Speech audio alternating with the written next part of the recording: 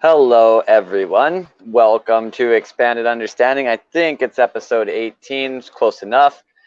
If you are here watching a replay or here live, don't forget to like and subscribe, please. We really appreciate you all being here or checking out the content on the channel. If you haven't already, make sure to check out the playlists on this channel. There are an awful lot of playlists of videos collected all around YouTube that have a lot of various information and cool stuff inside of there to kind of spark your interest in things. And check out our social media links in the bottom for other community events that we do. We have all kinds of things, group meditations, and of course this nightly podcast. And we have other segments coming up, and we're going to be having weekly yoga, looking like probably on Sundays at 2 o'clock Pacific. Haven't really dialed that in completely yet. But either way, thank you for being here. I'm Zach. My co-host Aaron will presumably be here sometime.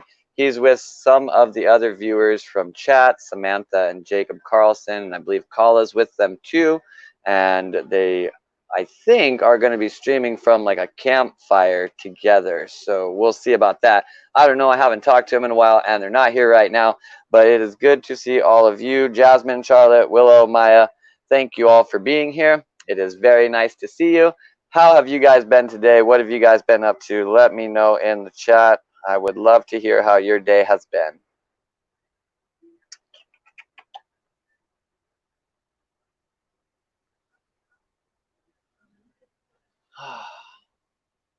So until then, anybody watching in the replay, we do have some initiatives that we're doing around here.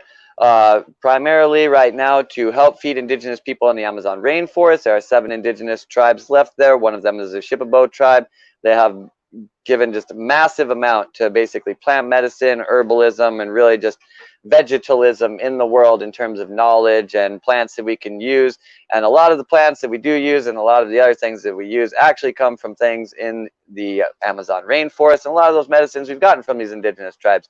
So they have a lot of hardship that they deal with for a variety of reasons. I will spare you from hearing about it. But we do have some fundraisers and other ways that you can help them out that you can check out below. They're very good people, and they really do contribute to the world in a lot of ways. They have helped a lot of people get over a lot of things, and contributing energy to them will definitely have a good return for yourself. That has at least always been the case in my life. Every single bit of energy that I have given to them has paid back probably 100-fold. Can't guarantee that return, but it's worked out really well for me. So we are definitely trying to help them out. April, hello, it's nice to see you. Jen as well.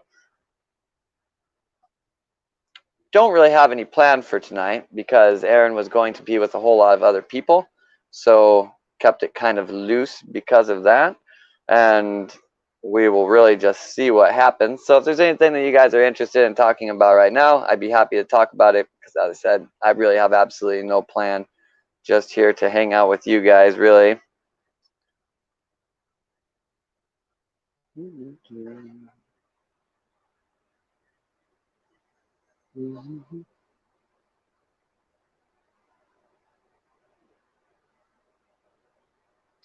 Let's see, things that happened today. One thing that was very interesting for me is that after like kind of the show that we had last night, in a lot of ways, like I didn't really feel that great about the way that the interaction went. So like I wanted to look deeper into myself about things that I could learn from that. And I kind of overlaid the conversation that I was having on a system that is called the Gene Keys, which is really, really interesting. If you haven't checked it out, we'll probably talk about more at some point in time on this show. Basically, the idea is it gives you some kind of logical framework to kind of like the progression of your soul's journey in this life is kind of the idea for it. Really interesting thing happened with mine recently, which was that like certain nodes on it actually changed when you run it on their website, and that's not really supposed to happen, but it's been pretty interesting because it's kind of revitalized my interest in the system to just take a look at myself in a different way. And it's really interesting the kind of things that this stuff can lead to for us. I really felt that I myself was an extremely logical person when I came across the Gene Keys first about 2 years ago or something like that. But after experimenting with the Gene Keys a little bit and looking at the system, I realized that while being a very logical person, I kind of didn't really have a real specific logical framework to kind of hang my understanding of emotions on.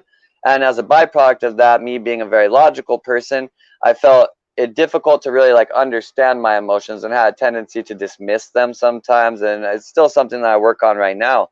So I continue to use the gene keys because it allows me to kind of get that integrative logical framework for my emotions, which allow me to really have like a fuller experience of kind of both sides, which I feel like helps me understand myself better and certainly helps me navigate situations better.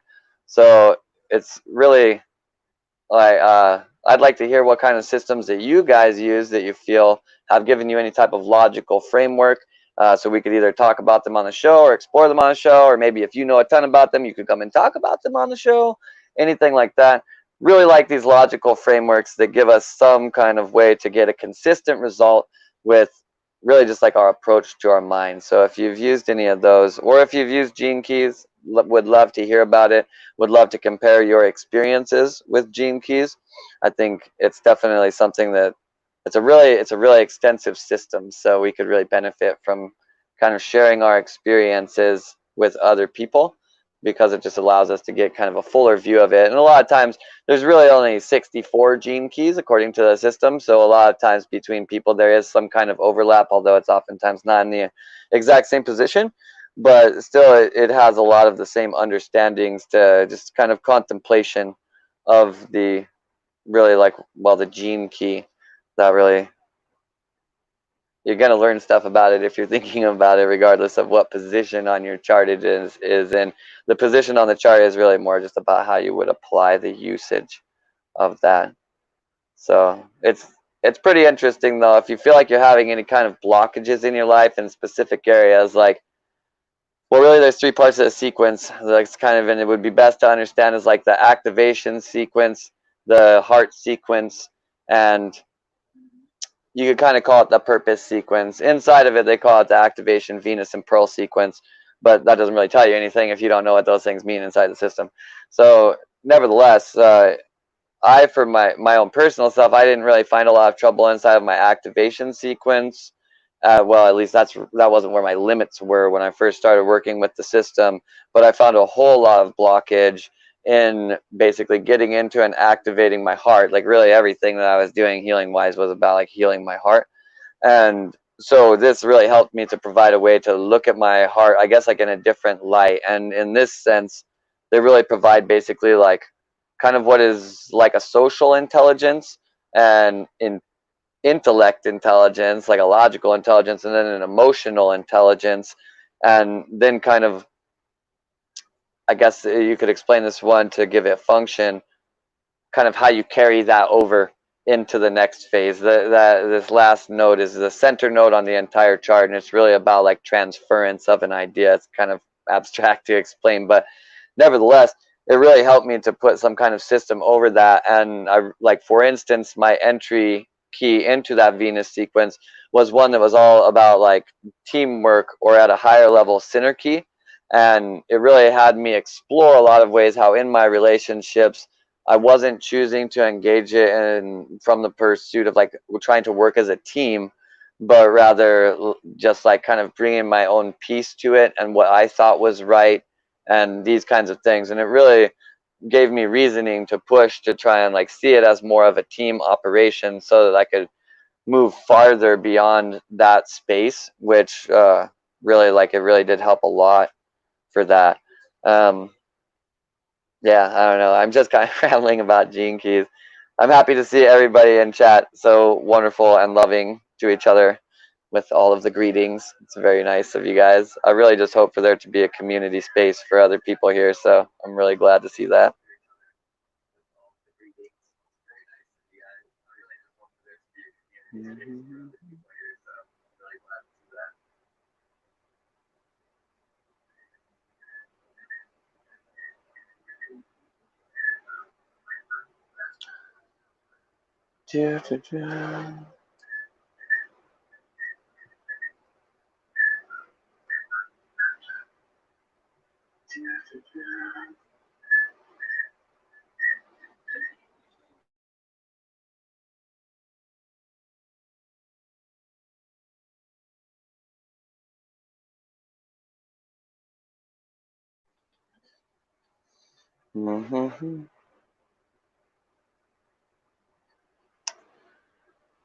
What was the most interesting thing I experienced today? Um, well, on a much more on like a shallower level, getting things that were basically to make this podcast better, like microphones and stuff like that. That was very interesting. On a higher level than that, like more about learning about myself. Um, Really, I don't know. I guess like so. I guess this is a good way to talk about how there's like some fun days and some not as fun days in terms of exploring yourself. And some days you're kind of like realizing where you're not where you want to be yet, but these are really beneficial days if you can utilize that day to understand like, okay, this is where I'm at and I'm getting clear on where I want to be so I can figure out how to move specifically to that. And I think this is really where we find the most liberation from ourselves. So the most interesting thing that I experienced today would probably be, um, it, yeah, I'm totally fine with that, April. If you guys want to do a meditation, I like meditation. So the most interesting thing then to summarize would be just recognizing that in certain ways with myself, I'm not at the place that I want to be yet, but recognizing that in kind of a new light, which allows me to find different ways to approach, well, basically just my life situations that I'm inevitably going to get into from just a byproduct of doing what I want to do, and how to better navigate those in respect to what it really is that I'm trying to accomplish with my own goals. April, I'll send you the StreamYard link in, I guess, WhatsApp will work fine. Um,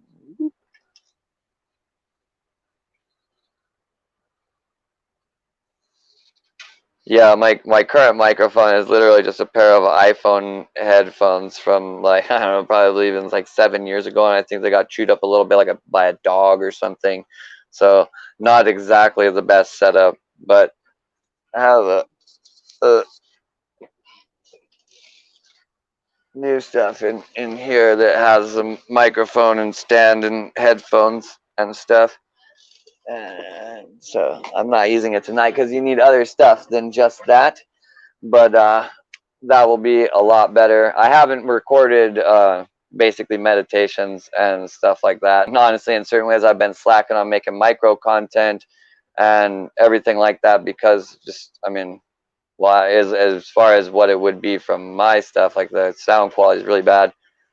I would much rather it be better than that. And well, it will be really soon. Got lots of other stuff coming over the next couple days, like camera quality and mic quality should be much better. And it'll all be running off of my computer instead of my phone. That's really honestly, there's just so much I could do from there if I really wanted to, because we could completely overhaul the way that we actually do the stream. Um, right now, we do it through this thing called StreamYard, but functionally, we could use something completely different, actually. Um, and just kind of have more freedom with how we set up the screen, what's on the screen, where it's at on the screen, how big it is on the screen, these kinds of things. Like right now, we're extremely like the screen sharing can either be this size, or it can be the whole screen, or it can be like I'm half the screen and it's this overlapping window, which I have no idea why anybody would want this setup. This is actually just like a completely useless layout, but it's available for you in there. Nevertheless, with other things, OBS specifically is a program that you just have a lot more freedom over what you do with it, where you get your sources for music and all this kind of stuff. April is here already. She is quick like a rabbit. Do, do, do. I clicked her into the stream and then her camera froze. I broke it.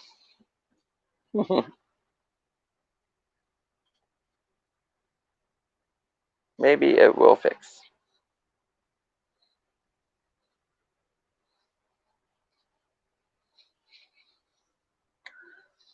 Do, do, do. Waiting for internet. I appreciate that you think it is great. There's a lot of ways it could get better, and it definitely will over time. More guests, more things like that. There's really just like so much to do right now, and I'm really like ramping myself up into doing this kind of stuff all the time. I've found in my life, like if you try to shift gears too fast on what you were doing in your life to something else, you generally like end up burning out. So I've I have a pretty organic method of changing gears, but it definitely has some time where it has to like ramp up into full efficiency.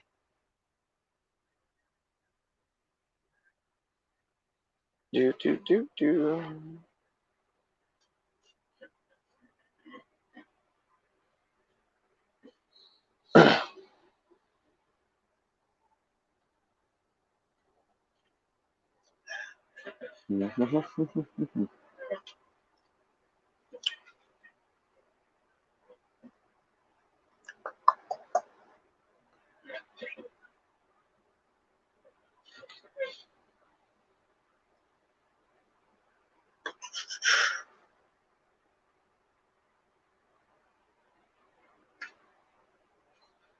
Yeah, I keep on saying to like, well, Aaron and other people I talk to about this, that like regardless of anything, we've done pretty much we've already done as much content as some people do in like a whole year. Like if they had an hour-long weekly podcast, then they would have like 52 hours of content after a year, and we have like over 50 hours of podcast content already. We've been doing it for less than 20 days.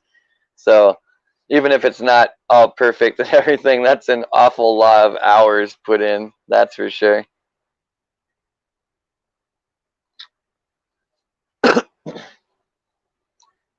I mean, I can we can talk about animal medicine like real quick. April's trying to join whenever she gets it situated, then we'll do that. Um, Saw a rattlesnake right before the podcast.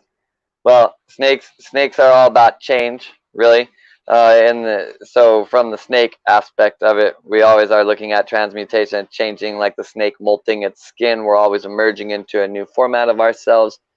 The idea of a rattlesnake, or really any venomous snake, brings along kind of all the ideas of basically venom, in the sense that we should watch out for ways that our reality is functionally being poisoned, whether it be by our choice to self-sabotage, things we're keeping in our reality, activities we're choosing, whatever. Like it could be anything. You basically want to be on the lookout for basically poisonous or uh, detrimental things that are operating, that are causing change in your reality, would pretty much be how I would look at rattlesnake medicine myself. Um, Rattlesnakes are really like powerful totem. So a lot of Native American cultures really just look at it as a thing of strength, and its venom's very strong. Like it has the ability to kill a human, which means that it's like this means it's of high magnitude. A lot of indigenous cultures really just the snake period is huge to them. Uh, the metaphors go on for days regarding that. So it looks like we do have Aaron on here now. See if he's. I'm not sure whether he's ready or not. I know he'll click himself. It looks like he is. He didn't click himself in, but he's Oh, here there now. you go.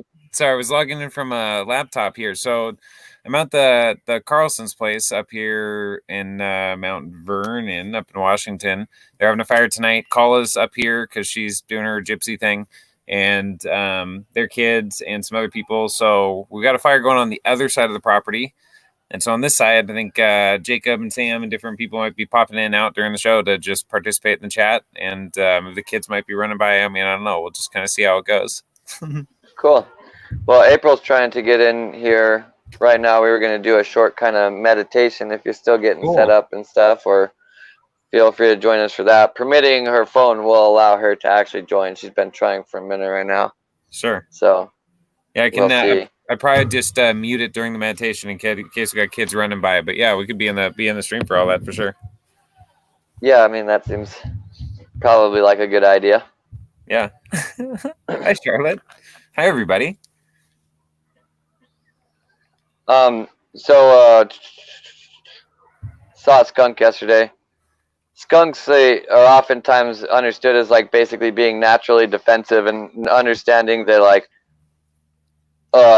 what they, while being a very like fluffy and likable creature, if you use your power in the wrong way, you can push people away. But that power also has the ability to repulse things naturally that you don't want. Deeper than that, skunk also speaks to things like prudence, or basically discernment and judgment. That, like, it's kind of hand in hand with that. That you have this very powerful spray, right? Like, skunk people have a very powerful ability to repel people. So they have to keep that in check with people that they want to keep nearby, but they need to be able to utilize that in order to keep away things that are bothering them, so that they don't have to actually like hand to hand fight it, right? Like, that's not the good way for them to fight. The good way for them to keep things out of their reality is basically to repel it with their scent, which really to a human is their energy. So the skunk is basically a master of defense without having to actually like come into martial engagement, because it uses its smell in order to keep things away, but it also has to temper that with understanding that its smell makes things go away, right? Mm-hmm. So you got to keep your smell in check. So yeah, the thing that Jen says in chat right here comes from this animal medicine book that I've been using since a kid. Tell me this skunk, tell me the stories so I will know it well of how to attract and how to repel. And that's the thing, like, skunk people, you're naturally attractive, but you have the ability to repel things. You know what I mean? This is kind of the whole story of Pepe Le Pew. If you ever saw this cartoon, is that like Pepe Le Pew was all basically like, you know, he's suave and everything, and you know, the other girl did like him and everything, but because of how forward his approach was and how aggressive he was and things like that, she was oftentimes running away from him, and he wasn't really getting what he wants. This is kind of like the floundering of skunk people. If they're very defensive or very aggressive, instead of allowing basically their natural state of being to operate as their defense mechanism, they oftentimes run into trouble. And so basically, like you're saying, is like, LOL, set boundaries, don't be so defensive. Yeah, basically, yeah, instead of, you know, standing out in the field with spears and shit, you know, like being ready to fight anything off, just like put up where your walls are and kind of just like hang out inside of that. You know what I mean? Totally. Yeah. So how's Mount Vernon? It's great, man. We had the first like blue sky, no clouds, no chemtrails, no contrails, no nothing like in a while. It was nice and warm out, and it's supposed to be, I think, almost 80 tomorrow, which should be the first time since August or something. Did you hear that? Yeah, I did. They're having a good time by the fire, apparently. Jacob's up. Jacob's up. That's still going. Jacob's up there getting the fire going. Sam, come on. You and Jacob are going to be down here being a part of this a lot tonight. It even says Carlson Clan Family Night, so you're on. Right now? Yeah, right now. Oh, that'd be great if April comes on too. Sam was super into like all the yoga stuff, and Sam wanted to do the new flower yoga. Dude, perfect person to talk to. Yeah, ask her right now. Like, we're thinking Sunday at 2:00 Pacific for that. Is that good for her? Sam, he wants to know, April, they're talking about at 2:00 Pacific on Sunday if you want to do nude flower yoga. Okay. Hi, Sam. Oh, and April's almost on, so you're going to be on with April. Awesome. Yeah. We're up here. What are people's thoughts on having a gathering of the people in this community? I mean, technically, Aaron and Samantha are having a gathering of people in this community right now, so we're pretty pro it. Yeah, the dogs of this community are also coming to the gathering. No, we're pretty pro that. I've talked to some other people who aren't in the live stream all the time, but they are interested in setting stuff up in like Sedona, maybe to work with vortexes and weird stuff like that. So there's some ideas already floating around out there. It seems to me like people are pretty pro that idea, as long as it's in the right place. Get over there.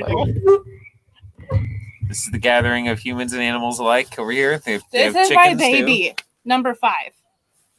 That is a big dog. He's only 100 pounds.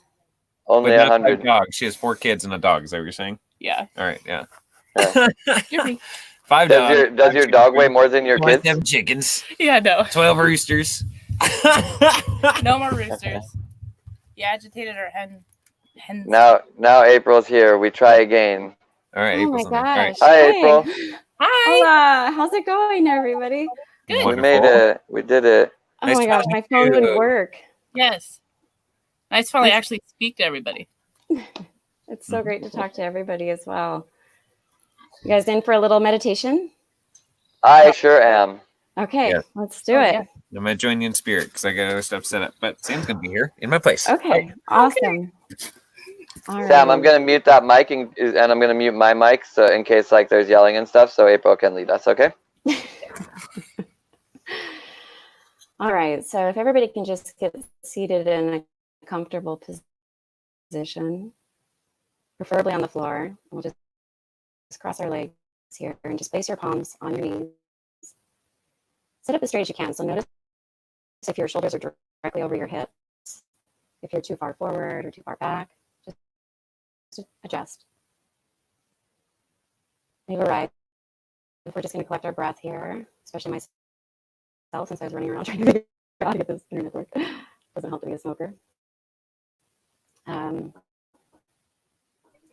a Hey, deep breath April. in. April, Yes. are you able to get any closer to your Wi-Fi or something? The audio is cutting out a little bit.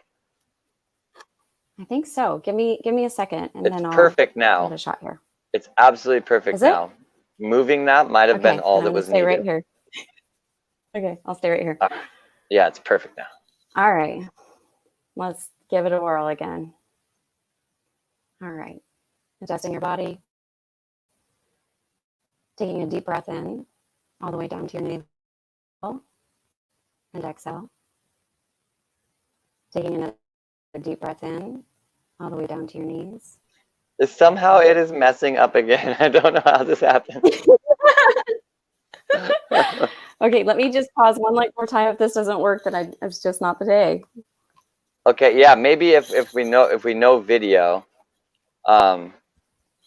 you might not be uploading as much, and then it would be better. I'm coming out of my back cave, so let me see if this will help.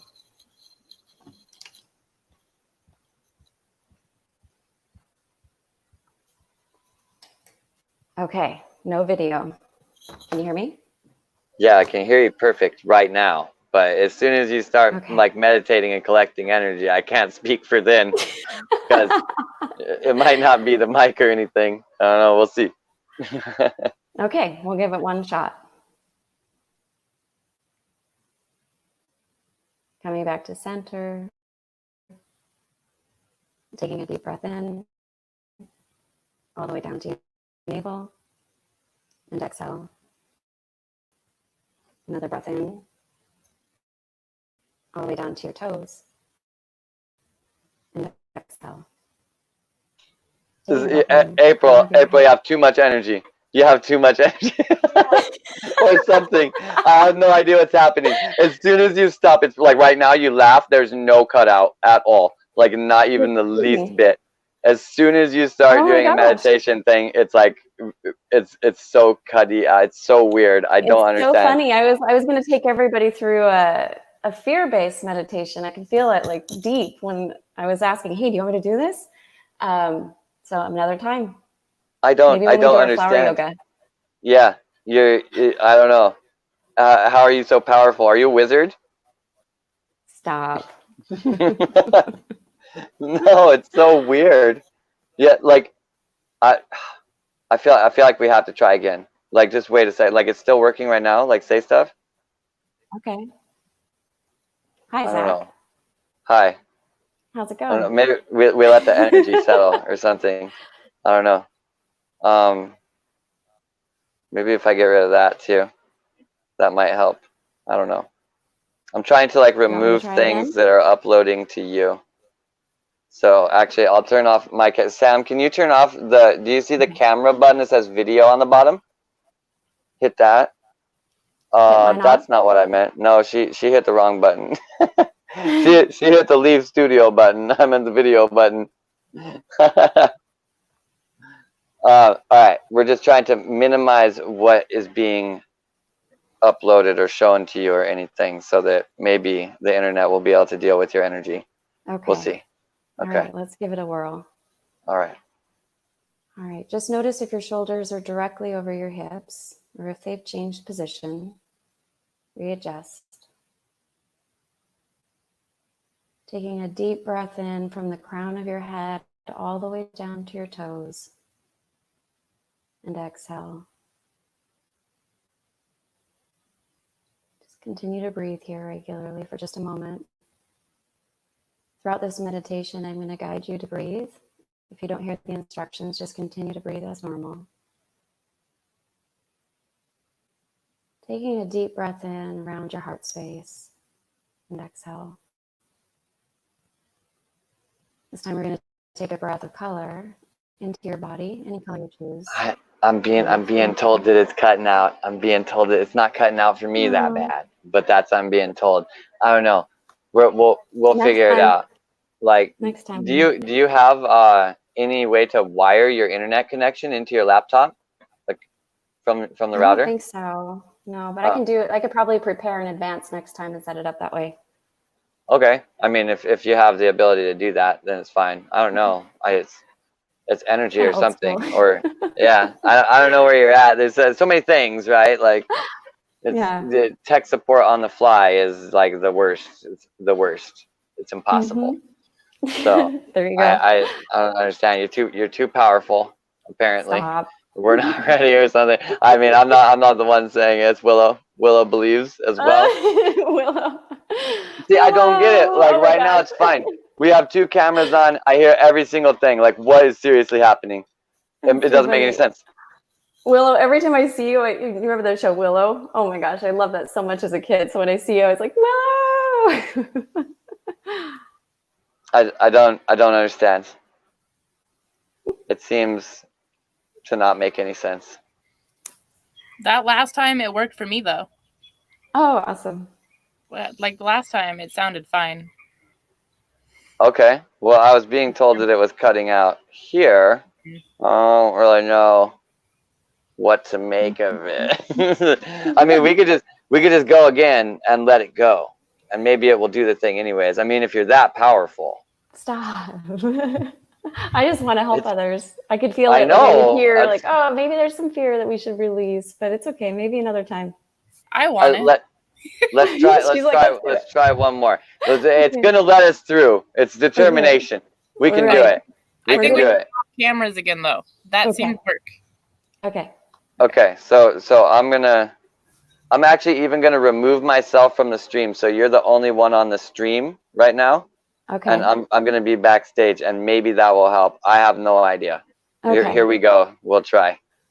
Okay. So let's begin by setting an intention. We're ready to release some fear that may have been stored up in our body, either in this lifetime or past lifetimes. Again, notice your position of where your heart space is. You want to have your shoulders directly over your hips. Taking a deep breath in through the crown of your head all the way down to your toes. And exhale. Continue to breathe normally here. Tapping into your heart space, feeling your heart. You feel it beating as you're breathing. We're going to take in a deep breath this time, but it's going to be a color of your choice. It could be green or blue or white or gold. See that color filling your body. Exhale. Take in that breath again with the color of your choice. Notice that it's filling your body, and even as you exhale, it stays. Let's place an emotion or a character to that breath. Taking a deep breath in again. Maybe it's silly. Maybe it's wise. Maybe it's catty. Have a personality or emotion filling your body, and then exhale. Just sit in that for a moment, feeling your body's cleansed of any energies that are not yours. This is your space, your vessel. We're going to take a deep breath in of white, cleansing light. We're going to wrap it around the heart 3 times. Inhale, 1, 2, 3. Exhale as it uncoils, 1, 2, 3. Again, we're going to take another deep breath of white cleansing light. And this time we're going to send it to the back of our heart space. You've noticed a door there. We're going to take a moment as you're continuing to breathe normal. Open that door behind your heart space. You'll notice that there's some beautiful lights or white lights kind of bouncing around. They're happy. They feel good. Take note of the dark light in there. Anything that's dark or sludgy. What does it look like? Is it spiky? Is it gooey? It's kind of just sitting there. It doesn't have the same life. You've noticed that there's a fire in front of you. You're around a fire pit. You're at a beach. You look up to the sky. It's nighttime. The fire is crackling. You can feel the warmth on your face. Smell the smoke. Going back behind your heart space, I want you to reach in and take that dark black goo. Let's call this maybe fear. Thank it for its time, but release it into the fire. It's no longer serving you. Watch that going up into smoke. Let's go back behind your heart space. The door is still open. Let's take another cleansing breath of white light, shining it back into that little door. Seeing all the beautiful colors of memories and situations and people and stories bouncing around in your beautiful heart. Now look to see if there's anything hidden in there. It doesn't need to be there anymore. Is it black or brown, gooey, kind of tar-like? You're shining your light in there. Reach in. Again, let's thank this for its time, but it no longer serves us. And we'll reach in and place that in the fireplace, watching it go up into smoke. Taking a deep breath in, beautiful green light, sending it into your heart space, into those areas where we just released, filling any void there. It's healing. It's your salve. This beautiful salve for your heart. Continue to breathe in any color of light that you'd like and just shoot that directly into your heart. I want you to feel love. First time you fell in love. First baby that you had. Maybe your mother or your parents or your grandparents. Feel that love, that intense feeling. That emotion starts to fill your heart space. Take a look in there. Looks beautiful, doesn't it? Everything's bouncing around and happy, beautiful. I want you to close that heart space, and only you know how to open that. So close that however you might, whether it's a zipper or maybe you just seal it. Nobody can enter in there but you. We're going to take another deep breath of golden light, wrap it around our heart space 3 times. 1, 2, 3. Exhale, uncoil. 1, 2, 3. Again, take in a deep breath of golden light. Wrap it around your heart and just keep it there.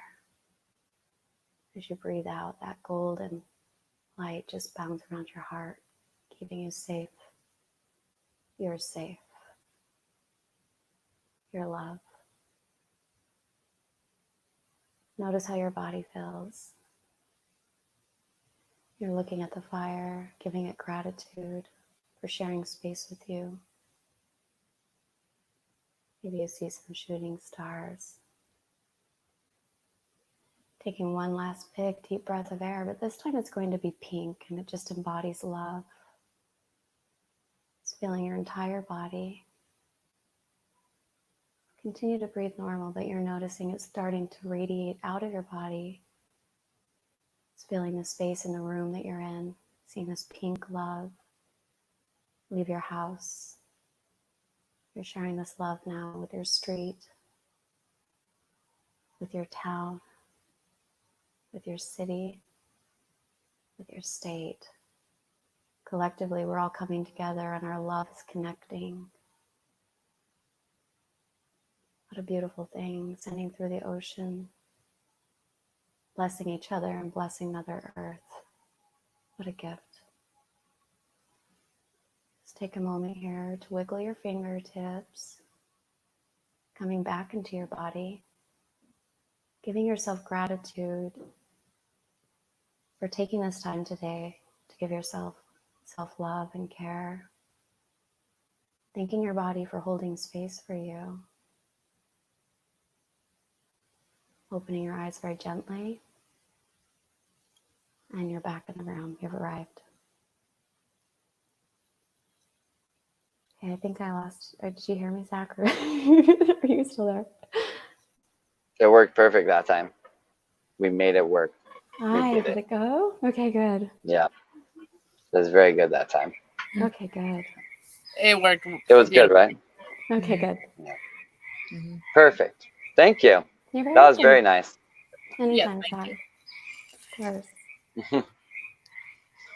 Oh man, Okay, I guess I'm I gonna... needed to do that. It's funny. Joe actually told me to meditate before I did the show, but I didn't listen to it. And then you came in here and made me do it anyways. Here it goes, right? Well, thank you for allowing me Yeah. to share space with you. Yeah. And thank you for sharing your space with all of us. Of There's course. several of us here. Thank Okay, you. I'm gonna go back in the chat now. It's fun being in there. See you guys later. Okay. Bye. Bye. Hi, Samantha. How are you? Good, Zach. How are you? I'm just outstanding. There we go. There. Now we have a tree with lights. Beautiful. Pretty. How pretty. Can you hear the So, frog? I can hear some frogs. We have- I'm a big fan of frogs. Do you like frogs? Yeah, and we have salamanders and newts. All kinds of amphibians are cool. Really, if you're a little kid still, then Yeah. those are all very, very good. They're awesome. Yeah, and I mean even as a medicine too. There's a Amazonian tree frog that's used as a shamanic medicine. That like it's no you don't. You burn your skin and then to get the top layer off and then you rub the venom on that. Oh. And that's the way to do it. And it's not fun. It's not like for fun. You basically have like a really bad flu for like 30 minutes after you do it. But then it has like you gain massive mental acuity. The whole point of it is like overcoming a fear, increasing your immune system. It's a massive antibacterial. It's like super good if you're doing like toxin cleanses to also do Cambo treatments while you're doing that as well. So it's really like the effects. I would say the effects definitely outweigh the like 30 minutes of being sick. Yeah, 30 minutes is bad. Yeah. How do you get a frog though? Do they ship it to you? I mean, that's the easy way to get it in the United States is just to buy it. You have to be careful where you buy it from. Some people do like really weird shit, like put like egg yolks on these sticks instead before they send it to you. Ew. But if you know a good place to get it from, then the easiest way is just to ship it. So it's actually a really sustainable practice, although some people would argue that it's like not entirely nice to the frog because you get the frog and you kind of like pin it up and then basically you like kind of scare it a little bit and then you scrape the venom off of it with a stick. But then you let the frog go. It doesn't actually like hurt the frog or anything, but the frog probably doesn't like getting like pinned down and getting scraped with a stick still. But it's a thing that people are doing anyways, whether we like it or not, really. So it is really, really good. It's helped a lot of people. It's super good, especially if you're like trying to come off of doing, like if you're trying to quit smoking or something and want to just like purge all like the nicotine out of you really, really quick. Use something like that. It's pretty damn good for that. Nice. But yeah, but other than putting it underneath a burn mark, like maybe stay completely away from the venom because other than that, it's like super deadly, actually. Okay. So, yeah. The other thing that they use it for is like killing food, like monkeys and birds and stuff, with blow darts. Because Really? if it gets into the bloodstream, like you're basically like dead, pretty much. So it's actually like an opiate that's basically equal in strength to like fentanyl, but it's also got a whole lot of other things in that compound. It's like a super crazy molecule. So many different chains of shit. But a certain part of it is basically an opiate that's about like as strong as like fentanyl, which is refined, massively refined. And if that gets directly into your bloodstream and even like a really even remotely decent amount, it causes all kinds of problems. There's other things in it that make it even worse too. Like it kind of has two things. Like it slows down your blood flow, but then also causes vasoconstriction if it gets inside of your bloodstream. So I mean, like it makes the veins smaller and slows down your blood flow. So you like, yeah, that's not good. You don't want both those things happening at the same time. That's really, really, really bad. But that's why you want to make sure that you just do it like subdermally is what it's called, because then the water in underneath the skin takes it all throughout the body at the same time, and that the dermal layer then still processes the venom, and then it's fine. Then it's fine. But other ways, not so much. Yeah, eating and having it in your blood. Bad news bears. So, what do you do for fun? Me? Anything with my hands or body. I love to do yard work, anything hard, heavy lifting. Anything a man can do, I can do better. No, I'm just kidding. And then anything to create with my hands. Hands-on with people's bodies. I'm really good at beautifying the human body, either by touch with hands-on healing, or I grew up with a salon in my room, like in my house. My mom's done hair and nails and waxing since I was little, so it just comes natural. I see. So you had like the whole lifetime of beautician training, basically. Yeah. That works out super good. Like I never really even had much focus on astrology as I was a kid, but my mom had it around so much. I like by 18, I was like, I actually know a lot about this. Like I've never paid any attention really, but I know a lot about this. I imagine it's probably the same with that. I love astrology. That's something I watch on YouTube a lot, and I'm getting into tarot. I bought my first decks 3 weeks ago. What deck did you get? I got an oracle deck and a tarot deck. Both of them are animals. They're really pretty. Yeah. There's a lot of those cool decks out there, depending on like how you want to use them. Yeah. So tarot can be used for like all applications, but like some of those oracle ones and things like that, they're just more like so to the point. You know what I mean? And that's really good. They have been. I totally claimed the deck as my own, shuffled them, and then I put them in my like thought space or my desk where I can meditate and whatnot, and then I'll just pull however many cards I feel for that day, and then read and meditate on those, and get myself used to the whole deck, and I'll go from there. Yeah, that's a good way to go about it. There's probably, I mean, I've found at least with tarot that there's something to learn from every card. Even if it wasn't the right card for today, there would still be something to learn from it. You know? Oh, yeah. So that's very good. Do you have any kind of like art that you do? I mean, like besides beautifying the human body, that's like, I mean, I have no idea how to do that. I know how to do a lot of other arts. So that might be an even harder art, but like standard arts that you do. Tie-dye. I'm really good at tie-dyeing. I think do you, like, what's the coolest thing you've ever tie-dyed? A shirt or shorts that have like a big heart on it, and it's like perfectly framed, and then it just expands from there. I've done it for booty shorts, and I've done shirts, and then I know like a mermaid scale type pattern. And that's one of my favorites. I don't think I've ever seen a mermaid scale type one. A lot of that's about like kind of getting that perfection with how random it can be, though, right? It can be. With the mermaid scale one though, and the heart, you both have to fold it perfectly, and then like you have to put it on there perfect. With the kids though, it's my favorite thing to do with the kiddos, because you can just tie it up and just let them go at it, and you're like, oh God, that's a muddled mess. When it's all like this, and then you open it up, you're like, oh wow, that is so cool. And they wear it proud all year long. Nice. Yeah, it's a good way to get the kids involved with some kind of clothing that doesn't cost like $1 million, but they still like it because they made it. Yeah, we just save old clothes. Like as your whites get dingy or whatnot, like you just pile. I have like a huge garbage bag ready to be gone through tomorrow in prep for tie-dye. All sizes. What? You're out of shirts? Oh, we got a whole bag of shirts over here. Hang on, let's go make you one. Yeah, what color you want? You need some shorts too? I have those. Leggings, socks, and underwear are the best.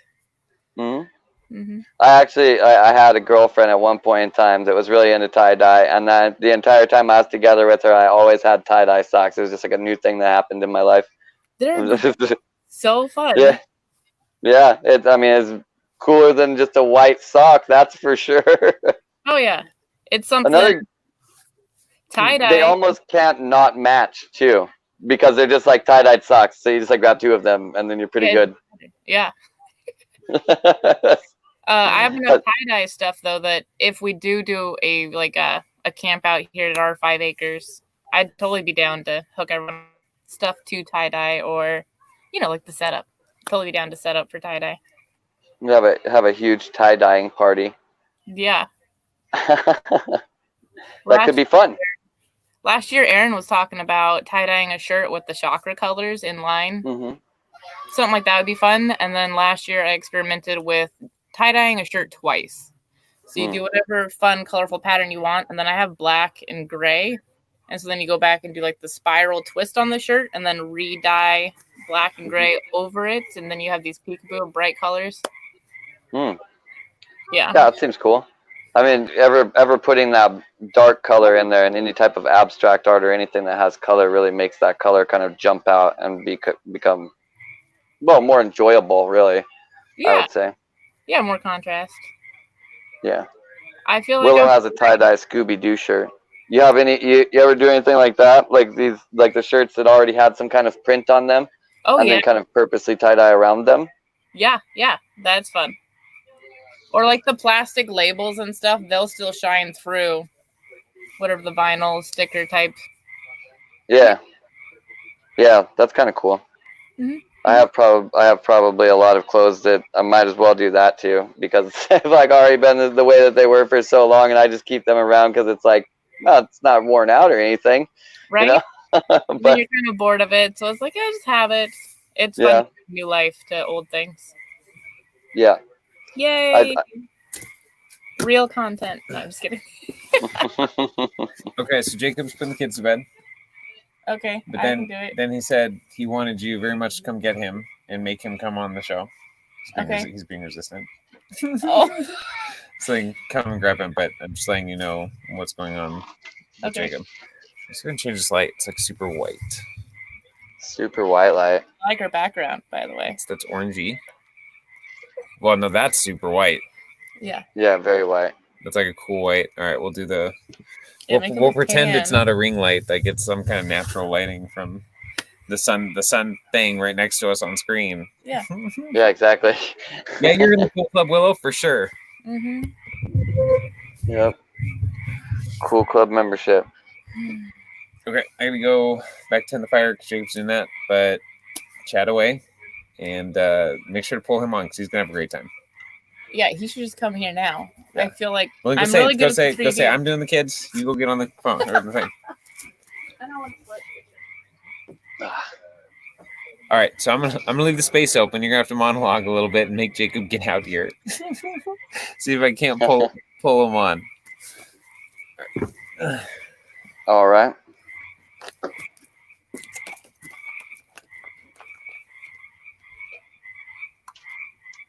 So, how's everyone feel after that meditation? Do you feel better? I feel a little better. I do. It was a quick one, but I noticed the effects. Okay.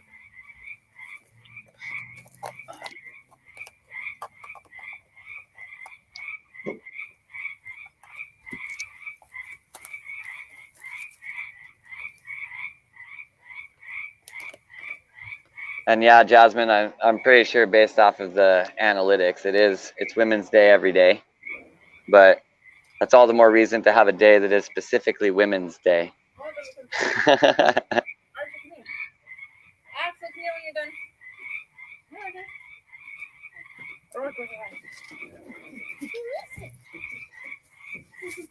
And sit down. Since we're putting kiddos to bed, figure the Carlson clan will say hi real quick. Say hi. Hi. Hi. This is Hi. our eldest, Aurora. She is 10. Hi. Ah! This is Arthur. How old are you? How old are you?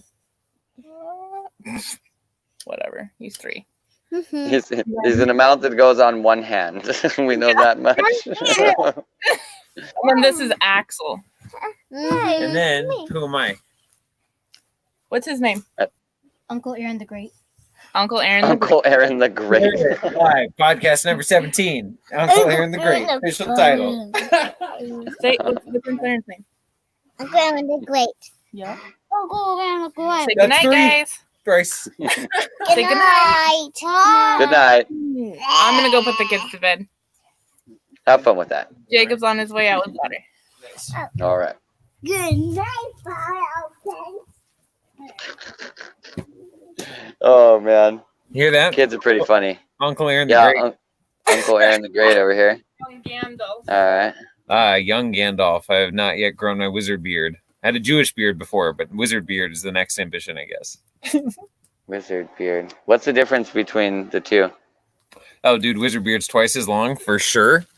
And like, Mm. it's got to have like ancient DNA and all sorts of bacteria and shit in it too. It's been Ancient DNA. Where do you gather this ancient DNA? Do you have to slay a Balrog or something? no doubt. He tested himself. He upgraded his DNA. It was from his beard, bro. He went from gray to white from the beard. Nice. Nice. What do you think, Wow. Jacob? What do you think about Balrogs and wizards? That was a He solid. doesn't know about Balrogs and wizards. You don't know nothing about those. I don't know about him either.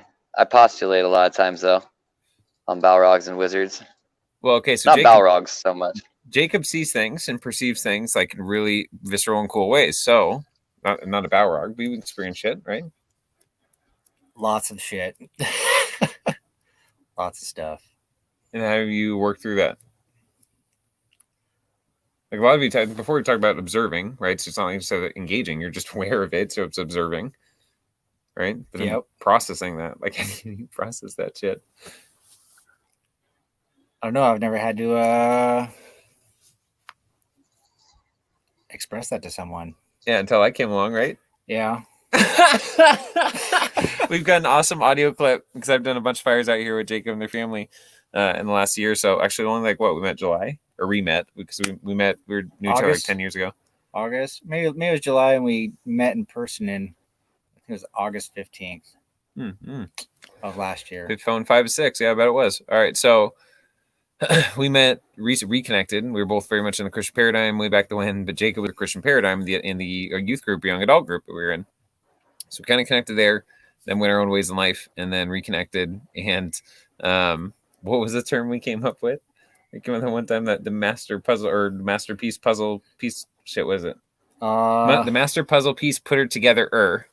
Yes. Master puzzle piece.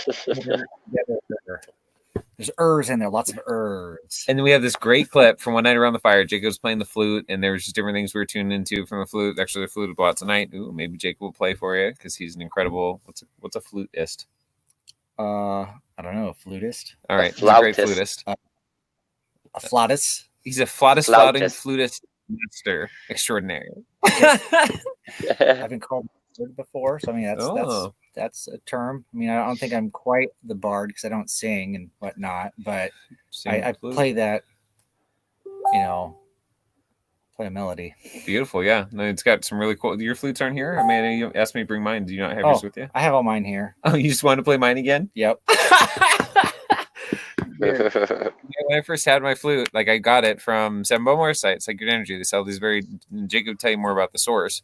But this guy who makes the flutes, very handcrafted, very tunes into the energy of them and different dynamics there. And so I got this flute and Jacob loved it, right? So I just gave it to him. I was like, dude, it's for you then. Because I love flutes and stuff, but dude, you're made for flutes. Like this is your thing. So so just gave it to him and he had it for, I don't know, a couple months and he gave it back to me and he goes, look, he bought like 3 more, all of his own, like some of the double barrel flutes and like, oh, he's like, here you go, you can have it back. I was like, cool, man, right? What a great way to re-gift something. Like he went and bought his own, like talked to him directly and had a lot of conversations with him and like really bought these precious intimate flutes. And I got mine back. It was great. So how long have you been And playing then- flutes, Jacob? Well, I started when I was about 17. I worked in a hardware store in high school. There's another friend of mine who worked at the hardware store also, and he picked up a little bamboo flute, and so we'd be working in this hardware store, and it'd be days of nobody around, and so he'd play a little jingle on his flute. I'm like, hey, that's kind of fun. So I went and picked up a penny whistle, little short metal flute. I still have it, but it doesn't play very well anymore. It's pretty old and beat up. But we'd play jingles back and forth to each other across the store, and I would just intuitively pick up songs just by playing it. I'm like, ooh, hey, this is this key and this note and blah blah blah, and just, oh, hey, I heard a theme song off a movie, and I just start playing it. And so I did that for years, and then life happened, and it kind of just got set down and took a while to pick it back up. Have you ever thought about making your own flute out of wood have. from a tree that chooses you? I You have made this? How'd it go? I haven't made this yet, but I haven't made this yet, but I have thought of this. Mm-hmm. So I just don't have the time, and I don't have the time right now. Like, I have the desire and the motivation to do it. I just have so many other responsibilities going on in life that I haven't removed enough responsibilities to make time for fun projects like creating my own flute out of a stick or something. Yeah, So, I can understand that. I got a to-do list of things that's like 45 days long that I'm supposed to do tomorrow all the time. yep. I feel that. I totally know that. It would definitely be cool to make your own one sometime. I think that's like I'm really interested in learning how to play like a pan drum, but with how much like a pan drum costs, I feel like I should just fucking make my own. It's like $2,000 for one of them, and it's like I might as well just figure out how to make it, right? Yep. Although if you've looked up how to make them, there's a lot of work and energy that goes into a quality one, and that's why they cost a couple $1,000s. Yeah, I'd probably come to find out that was a stupid idea, and it takes me like $6,000 for this time. But yep, it's a lot of patience, a lot of banging on metal for a lot of hours. I presume you probably got to get it to some kind of right shape as well in order to have the right sound. It can't just be like completely just smash that area in or something like that. There's probably more to it. It's stretching certain areas of the metal to put tension into it, so that way certain areas resonate at a certain frequency. So you gotta like bend it and then pound it and stretch it and then pound it in a way where it puts tension in, like instead of pulling it taut, like you're putting tension into it where you're compressing it. Mm-hmm. And yeah, that sounds like a lot more work than I was thinking that it would be. I'm glad I didn't start that. You can buy cheap ones, and people don't put the right work into it, and it looks like a pan flute or hand flute or pan flute, whatever. Yeah. But they don't have the same sound quality. So, like, hey, this looks cool, but it sounds like crap. So, sure. If you're gonna go to that, go that direction, you might as well invest in something quality that's going to have a nice resonant sound, and like you're going to want to play, and it's going to want to entice you to play it more. Yeah. No. I feel like musical instruments is one of the places where you really don't like want to slouch too much unless you're really just picking up something to learn. Like if you're just really just like nothing about playing a guitar, maybe pick up like a $35 one. But if you want to get into it at all, you might as well get a really good one so that it sounds like as good as it can. Yeah. So you get psyched on your own shit. I find like if I'm not getting psyched on the stuff that I'm doing, I'm probably going to give up on it pretty quick. So anything that can help keep that psych up. It would be cool to make drums sometime on here. It would. I don't know anything about that either. Another one on my list of things to do would make my own drum, and so it'll get there one day. One day I'll have the time and opportunity to do it. So I just keep holding things for it. Yeah, So, it'll come up eventually. so yeah. Yeah, the fluted Gen guy has really cool like visionary art drawn on it, and they're all now with their visionary art down in the Amazon. They're into like putting like these black light colors in it and shit, and so it like has UV reactive paint on it and shit too. It looks super fucking cool underneath the black light. Sounds good too, Heck yeah. but the painting on it is really great. She actually brought it over here. We can try and show this here. So my camera's not good. Nice. But you can kind of get an idea. It's got like this hummingbird there, and you know some kinds of sacred geometries, and there's a panther down here. Nice. So yeah, and like I said, like all these little dots and stuff that you see like all over around here and stuff. That stuff's all UV reactive. Heck It's yeah. pretty cool. So, and yeah, sounds good. I don't know anything about playing a flute, so I'm not gonna play it for you because I just like blow into it, covering some holes, and hope it doesn't make a weird noise.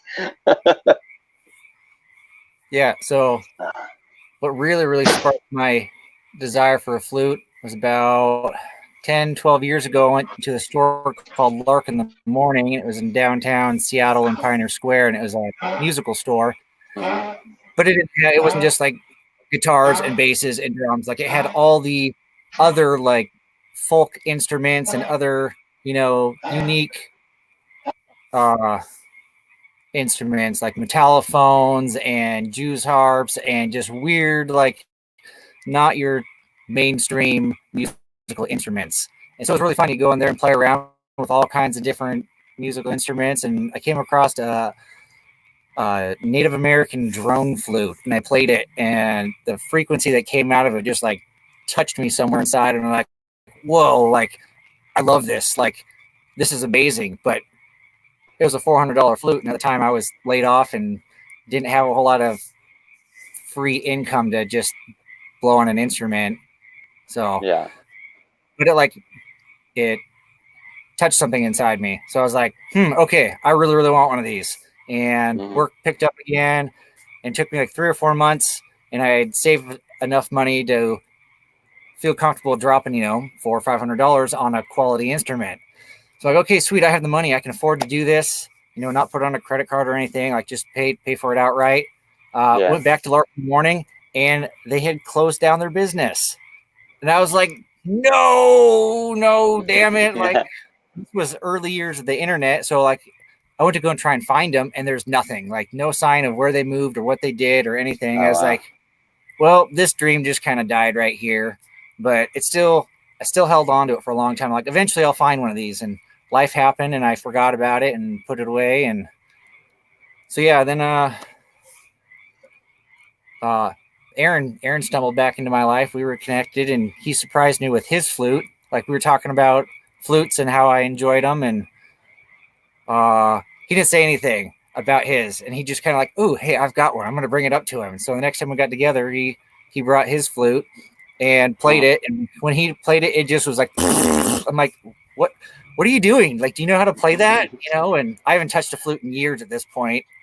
And he handed it to me, and I just looked at it and adjusted the bird on it just a little bit and played it, and it just sang beautifully. And I was like, whoa, this is awesome. And played it for most all that night, and then played it every day for months and months. And it was a unique looking flute. It was different than most other, the way the craftsmanship in it was a little bit differently. And it took me, like, I became obsessed with this flute, and like, okay, I got to figure out who made this flute and what's it all about. And like, I could feel like there's something special about it. Like, this just not like, oh, some production, hey, I'm going to pump out a bunch of these flutes and, put them out there.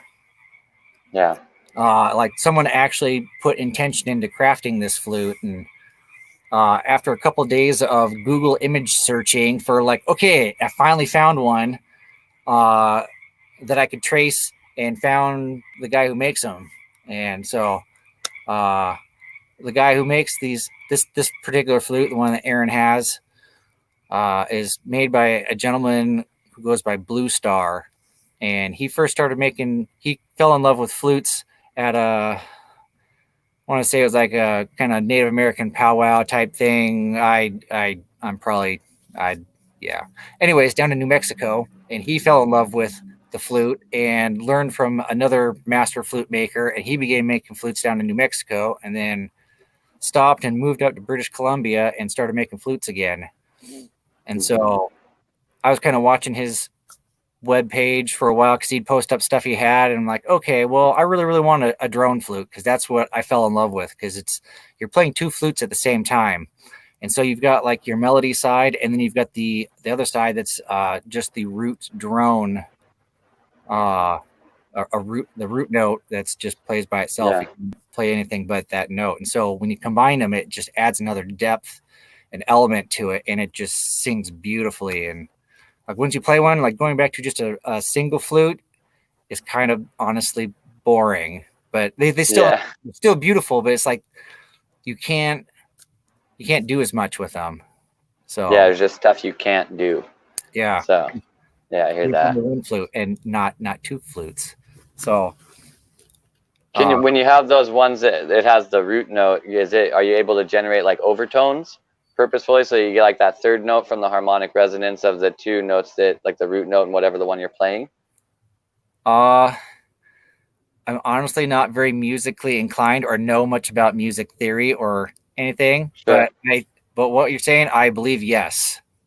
Yeah, I mean, it makes sense as long as you were like playing the right notes. I don't know shit about music either. I just know like when you got like two notes that are the right note, they create a third note that is like the mean between them or something like that. Like I don't really know, but yeah, that seems way cooler. Like I try to do that with like chanting is the closest that I would get to that. Or I mean, the idea of Tibetan throat singing is that too. Like you set this kind of seed tone and then use the front of your mouth to make another tone over the top of it, and that's what gives it like this weird buzzy sound.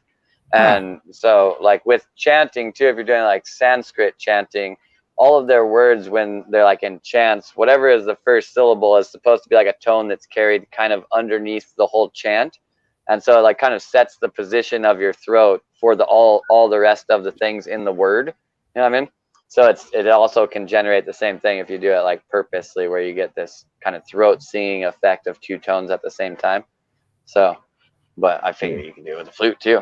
Yeah, that's cool. Have you ever engaged in any type of like ritual with flutes? Like I don't know, like doing psychedelics and then playing flutes while you do it, or like group stuff around like fires where like drum circles, like crazy ones where people are really getting into it and shit. Not yet. Anything like that? Not like group playing in a group or a drum circle and a thing. I haven't had the opportunity to do any of that, though I would love to. I just haven't had the time or opportunity. But yeah, as far as rituals, kinda, I guess. Like after I come down from a journey, a lot of times I'll go out in the backyard, like where I'm sitting now, and play. When I sit on the back porch here, I've got real good harmonics, and the sound bounces off the trees really well and amplifies. Nice. And so it carries. Like I can. So usually when I do that, it when I go on a journey or something,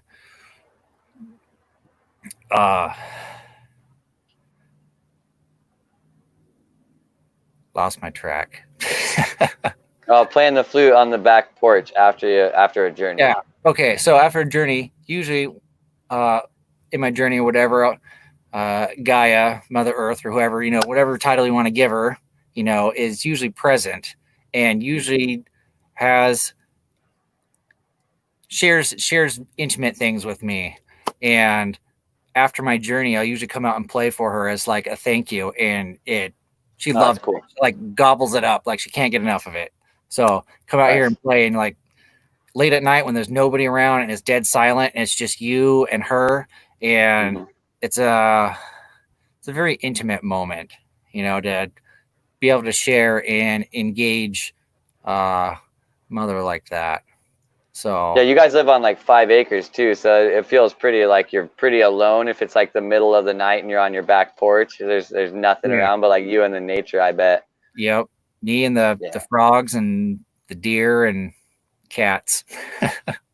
Yeah, I mean, just like thinking of that from like a perspective of being like out in the woods and not knowing where it was coming from, that'd be like such a cool kind of experience, you know, middle of the night, you got the frogs all over you, you can't tell where anything is, and but you can hear this flute music just like resonating off of all the trees. That'd be kind of cool. It's like kind of like the picture of like the spirit of Gaia, kind of hanging out in the forest, listening to you play it. Seems like a pretty cool auditorium, honestly. Speaking of trees, certain place I sit around the yard when I play, if I play certain notes in a certain rhythm, you can feel the sound waves bouncing off trees for probably a quarter mile through the woods. It's like on a really clear night, no wind, and you got the right humidity, right temperature to really carry sound. Like I can feel every tree from the reflection or the echo, you know, reverb of the flute and the note I play. And it's really cool just to like send out a note, like real, like for like a quarter half note length note just by itself, and feel all the trees that it bounces off and each individual one. And The resonance. it's really an amazing experience to feel like. Yeah, I'm trying to I find feel a like way to describe it. It's like echolocation, like if you're a dolphin or a bat or something, and you know they can feel the environment around them by the frequency, you know, echo. Yeah, in a certain way that makes sense. You get in tune with how that sound normally sounds unimpeded, and you just start to get more and more like sensitive to like the impedance of that sound to the point where you can even locate off of it. I think that's super cool. That's like what It's a fun experiment to run. I'd nerd out. I'd never even play songs. I'd just be like, whoo, and then listen for it, and then there's another note. Do you feel that like when you're using it coming down from a journey? I know like a lot of times I like to utilize some type of modality kind of like to get my experience out, but I don't really have like an ability to do it logically. And a lot of times for me, like writing or something will do it, but I just write like kind of stream of consciousness kind of writing, not thinking about what I'm writing. Do you feel like the flute kind of helps you release like that too when you come back from the journey? Definitely. There's a lot of times where like I feel something, but I don't have words for it, and like I don't really have an image for it either, but I can feel it, and I can pick up one of my flutes and start playing it and like process this out of me, and the way it forms its own rhythm and you know how it forms itself through the different frequencies. It's really fun because you never know what you're really going to get, and like sometimes it's like, oh, this is okay, and then other times it's like, holy shit, how the fuck did I make that noise? Like, amazing. That's incredible. Willow's asking in chat, do you know anything about your ancestry? Like, is it associated to potentially flutes at all? You know, I'm still kind of looking into a bit of that. I know I'm an air sign, so that just makes sense to me. Like I've tried playing the banjo and some other instruments in my past, and none of them just really felt right. Like it just felt awkward, and I was forcing it, and it wasn't natural. And when I picked up the flute, it was like it just came out of me. It took no effort. I didn't have to try, and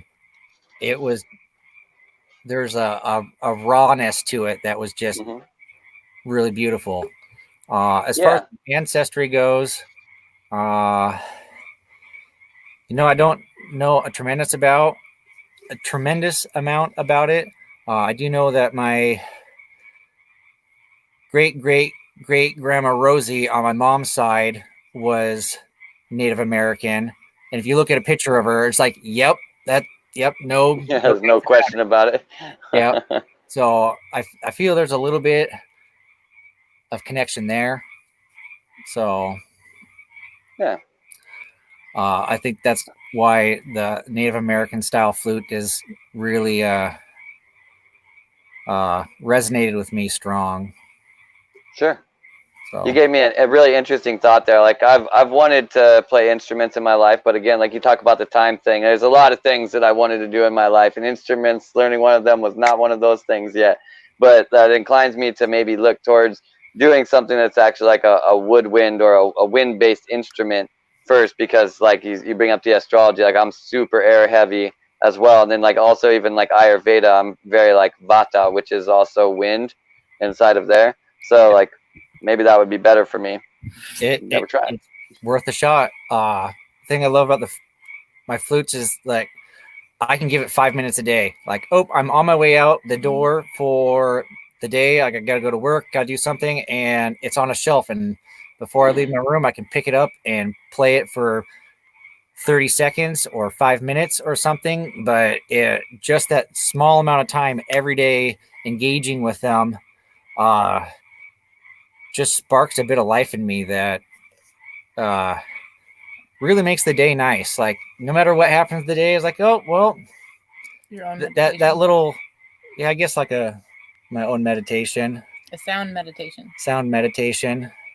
Yeah, it's kind of like tuning yourself. I guess it's like a frequency tuning of your aura or whatever. I guess would be a way to look at it. for sure.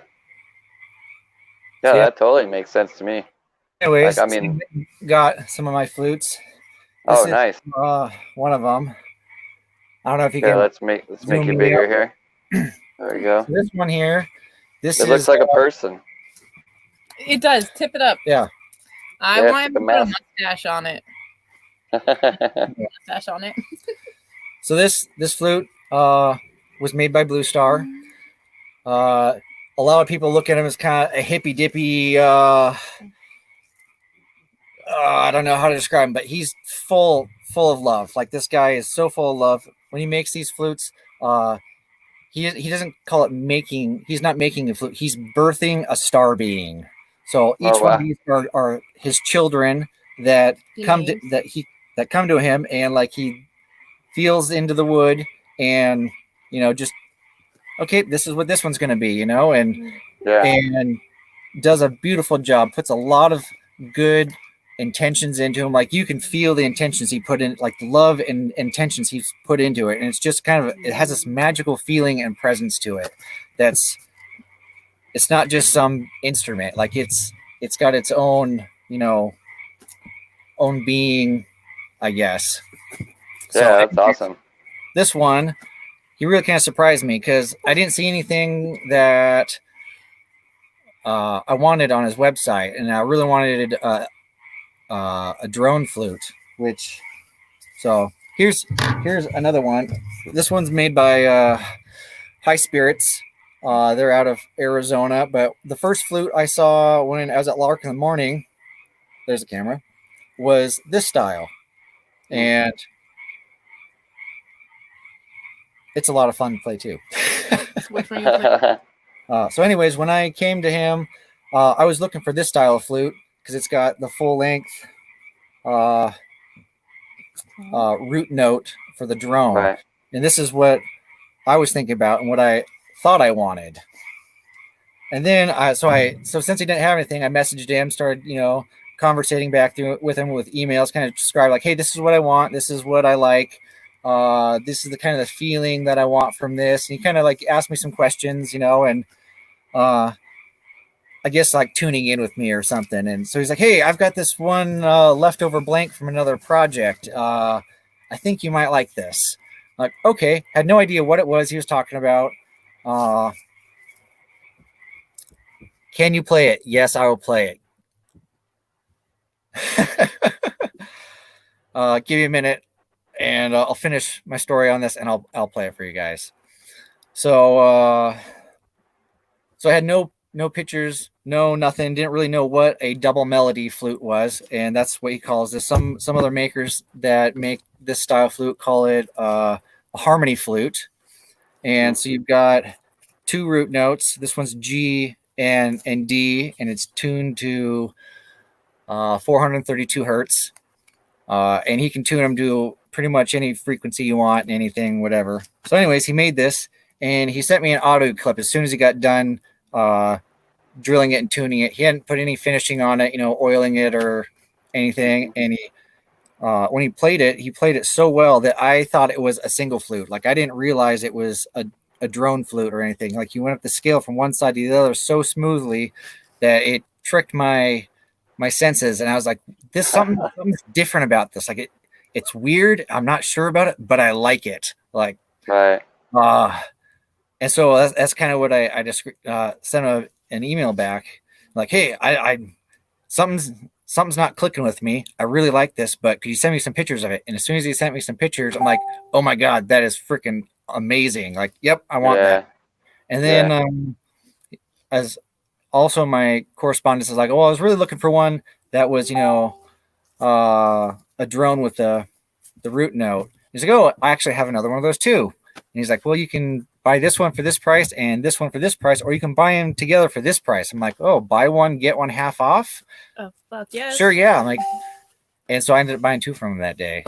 And Nice. they're both amazing. They have their own character traits and qualities and different emotions that they can capture and project. And yeah, they're amazing. So if you ever get a It sounds chance, like this Blue Star guy is the guy to go with for Yeah. the flutes. And give his him a flutes shout out. are pretty reasonable. Or I mean, actually very, very reasonable price. Like this here was $150. Shout out. If Blue you were to Star. buy this one from brand new from High Spirits, it's $400. So, or maybe this one's three or $400. It's quite a difference, and the sound and frequency and presence that this flute brings, totally worth $150 all day long. I think they're ready So- to hear it. Yeah, they're probably ready to hear it. Let me wet my whistle because I've been talking a lot. Okay. We'll see how this little laptop picks up the sound. Yeah, I'm looking through the chat here because I've been so focused I haven't been able to read any of this, and I still can't read it because anyways, I'll get back to reading it later. There's a link in chat to his website and Oh, perfect. Yes, adopt yes. a child page. Yeah. When you click adopt here, though, at the bottom of it, it will take you to his page where you can And see one his thing flutes. And that I love about him is he puts an audio clip of every flute he makes. And so the one you're buying, like you get to pre-hear it before you buy it. And there's other flute makers that don't do that. I'm like, you would get so much more, sales. I guess not everybody's, looking for a lot of sales, but like it's really nice to hear the voice of the instrument before you make a commitment on it. Like, because some No doubt. of them, the resonant frequency is so minute. Like for one person, it might really, really engage with them and might not with another person. So Sure. being able to hear it beforehand is really cool. Like you're developing a relationship with it before you even get to touch it. yeah, I So- mean, not being able to hear it before kind of seems like hiring a singer for your band without ever hearing them sing. Yeah, for real. Seems So like a weird approach. give me a second to get this warmed up because it is wood, but yeah, I'll just start playing. All right, we're happy to hear it. Thanks for playing for us ahead of time. Okay.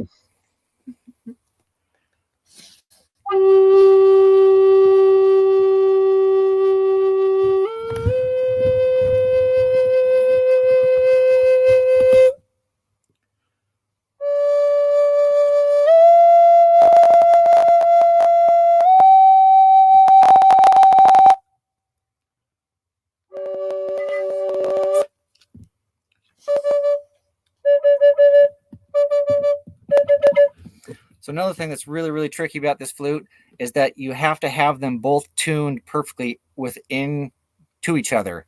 If one of them's just a few hertz off, like you'll get a weird, like oscillating noise that comes out of it. So if you don't have them, Both wet properly. if you don't get them wet first, like they don't play right. That's right. They get too wet, and they don't play right either. So I've found a lot of that's the it's not the only thing that applies to. So, part of the warm up is making sure that they're both playing the correct, they're tuned to each other properly. So, just explaining some of my. And we got coyotes Playing. in the background right now. Yep, there's coyotes back there barking. Or that could be the neighbor dog. We'll tell 'em.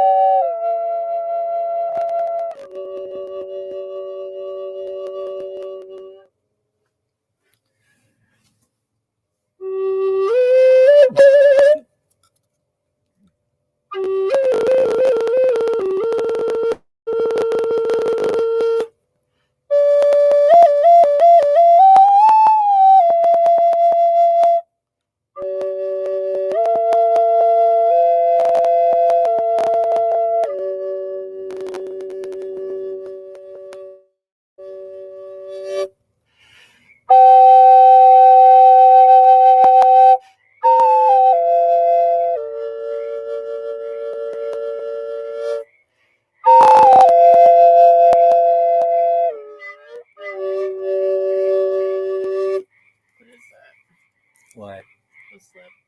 Oh, my fingers are really cold, and they're not covering the holes on the flute very well, so I get a bit of cracking, and it's just from being outside and cold, stiff fingers.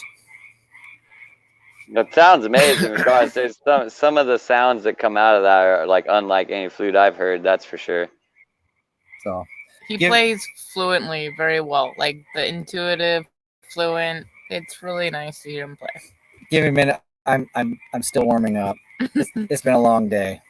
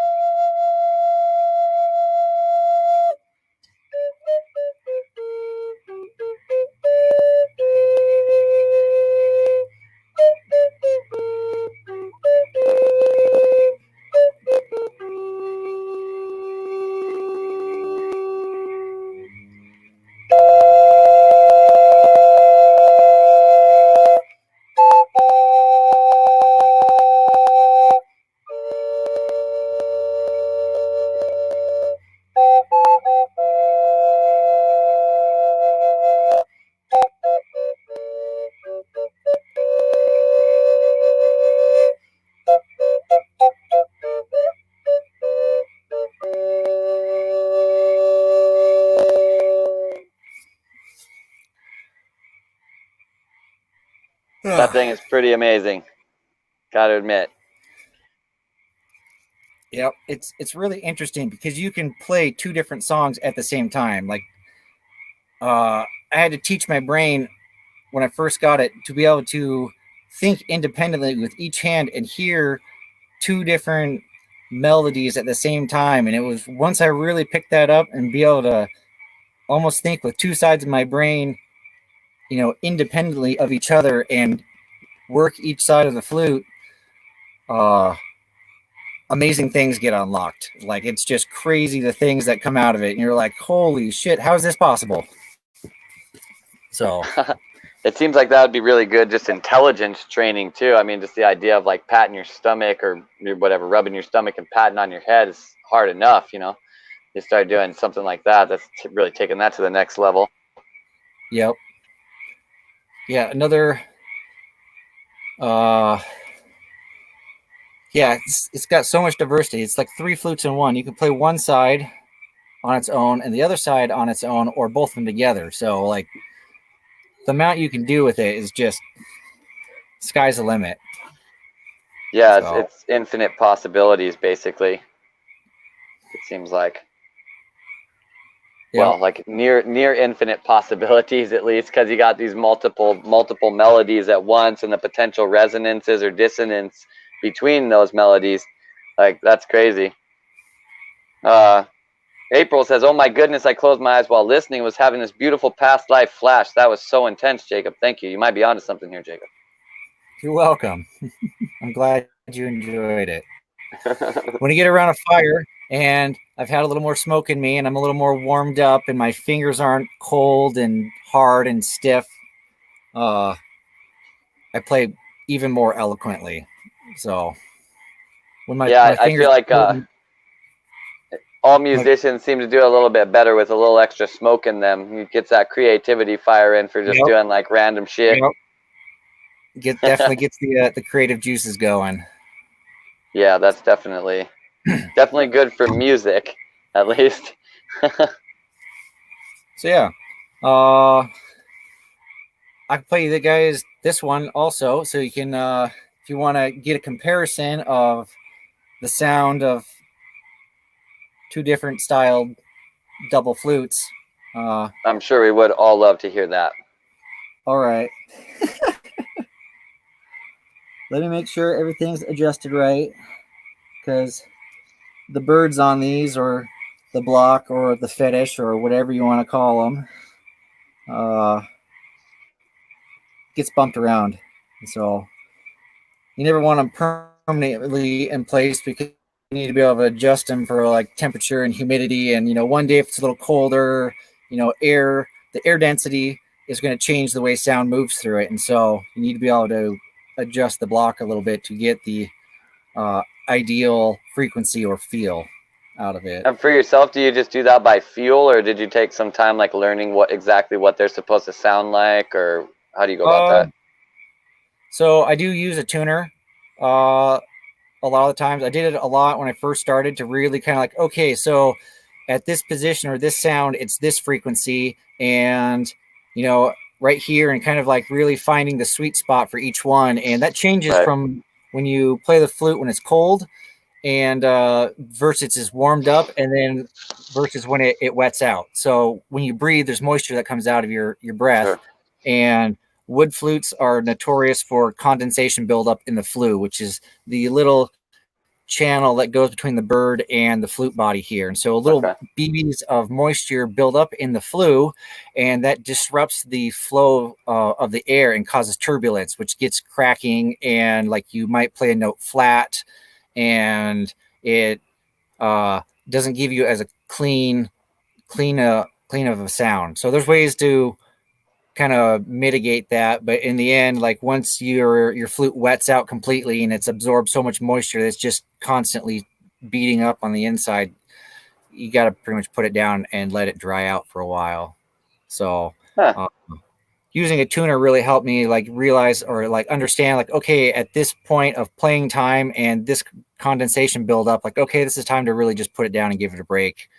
And a lot of it was kind of just my own tuning my ear, or getting familiar with it. So a lot of it now, when I do it, it's mostly balance. Like I can play one side and play the other and check, okay, the frequency is about here and this one's about here. And it's not necessarily about getting it perfectly on key, but getting it balanced to each other. Sure. Yeah, that makes sense. So, but getting it as close to on key as you can really gives you the best voice. So. Sure.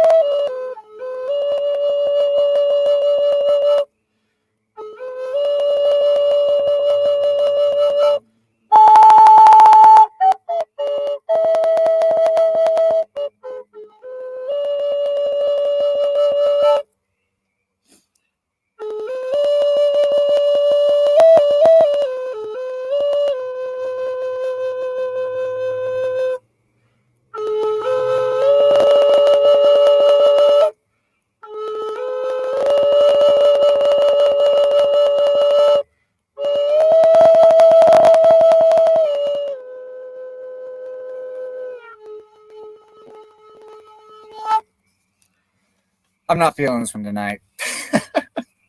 That one sounds great too, man. I think both of these flutes are pretty amazing. Do you feel like it goes like that? That's the wrong button there, Zach. Do you feel like it kind of goes like that in the sense that you talked about it, like kind of having a spirit to it? Do you feel like some nights you don't really? It's just like the interaction between you and that spirit maybe ain't as good as it is some other nights. Yeah, like some days it's like you just kind of feel it, and like, oh, like it's like not to offend them or anything, but it's like this one here is resonating with me today, and for whatever reason the frequencies that come out of it is what I need for me personally, or sometimes it's for someone else. Sometimes I need to clear some energy or create a space or do something that I don't know how to do with my words or otherwise, and I can use the flute to influence, or create with it. So, using sound. So Yeah, that's awesome. I mean, I think sound's so good at this. Anyways, I've had so many like good sound healings at this point in time, and so much really just using sound to make my life better. So it wouldn't shock me if there's even more ways to use it that I'm completely ignorant to because I haven't played myself. That I wonder how deep that rabbit hole really goes. But what can you really do with sound? Like there's talks of people like levitating all kinds of shit with sound. Yep. So what else is it capable of doing? Yep. Generally like that second flute, even though you weren't feeling it tonight. So. Yeah. I'm kind of tired. If we get a break here for a while and come back and kind of warm my fingers and get some more fluids in me, I might be feeling it more. So. Sure. Well, sounds good to me. I don't know how long we're going to be going tonight, so I don't know, but yeah, no. If it happens, it happens. If not, have you ever done any like high quality recordings of your flute playing, just like good mics and such? No, that's actually something I've been looking up recently. William? Yeah, who wants to come get seeds? Oh. He has a sound recording studio because he's a voice actor or coming up voice actor. Well, it looks like I just found the equipment I'm looking for. So yeah, within 2 miles. Yeah, that would be really cool. Especially I'd love to like play them on a channel or maybe even like do meditations over them or something. If you had like longer recordings or several we could splice together or something. It's really, really pretty, man. It's really cool. Yep. Like when I get in the zone, like I can go for a while, 20 minutes, half an hour. It really depends on the environmental conditions. If it's more humid out and more moist, I'm going to get more condensation faster built up in the flute, and I'm not going to be able to play it for as long. But if it's drier and warmer and condensations, like the dew point isn't as low or high or whatever, like the condensation rate is less, I can play for longer. So did you learn more about weather from playing flutes than you thought you would? Maybe a little bit, like I've always kind of been aware of that, but playing the flute gave me bit, I guess, or how it affects more or less how it affects sound and how sound travels through it. So I've understood that, by the scientific basis of it, going to school and learning about, how sound travels, sound waves travel through air and water and whatever, other liquids and solids and stuff, and how air temperature and humidity, change the speed of sound and how fast it is. So it also changes how it moves around. And there's nights where I've come out here where the humidity was too high and it sounded like I was playing into a sock or something. Like, the sound just didn't bounce around the environment like it would on a good day. Right. So, and what do you feel is like the ideal time? Like what's the best, I guess, conditions that you've ever had for playing a flute? Is there a specific time you can think of? Usually late in the evening, like if it's a calm night, during the day there's so much heat, the heat generated creates a lot of, air movement and turbulence. And so at night when it's cooler and calmer, you know, the air itself is stiller. And so as the sound travels through it, it doesn't get distorted as much over distance. Okay. But You should end the show whenever you're ready, but like, does that make sense? okay. Yeah, those flutes, both of them that you played, really do have a calming resonance to them. Just the sound that comes out of them, not even necessarily how it's being played. It just the way that the frequencies work with each other. At least that's how it was for me, really. Yeah, that's one thing I've noticed myself too. Is they have a very calming effect and like a recentering effect, and kind of brings you back to, like, if you're all over the place, you know, mentally, emotionally, spiritually, whatever, it kind of helps like recenter yourself and bring yourself back to being present right here instead of Sure. all over the place. I think we can always use more practices for that, really. I feel like as long as we're centered, we usually make pretty good decisions. But once we start getting out here, they get worse and worse and worse the farther out you start getting. Yeah. Well, that's really cool. I hope to hear some of these recordings in the future. Hopefully that's something that you can make happen. I would really cool. Really like that. I'm putting a lot of intentions into it to make it happen, and I'm just letting the universe let it all fall all into place. So I'm trying not to push it too hard or, you know, force it, but just let it, like, I want it. I know that the universe knows that, and it'll happen. Yeah. So, it'll be the right time when it comes. Yep. I feel like if you, especially if you don't have just like your own stuff to record it with, you want it to be like kind of that right time anyway, so that you can get in there, get something good. And, you know. Yeah, I've tried doing a few recordings on my phone, and my phone just sucks. Like, it can't pick up the depth or range of the frequencies that are playing. It's like, hey, yeah, I got the melody and stuff, but yeah, it just doesn't have the same feel to it or the same effect. It just feels very muted. Yeah, I've come to learn over time that phone microphones, not so much. Yeah, not so much at all.